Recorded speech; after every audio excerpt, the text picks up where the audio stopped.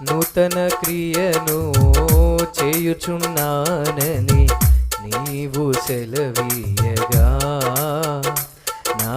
ఎడారి జీవితమే సుఖ సౌఖ్యము కాగా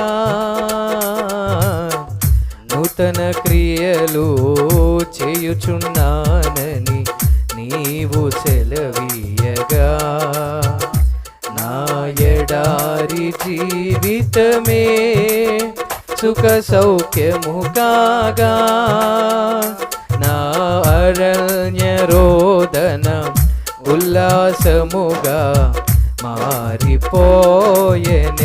నా అరణ్య రోదనం ఉల్లాసముగా మారిపోయెనే కృపా సత్య సంపూర్ణుడా సర్వలోకానికే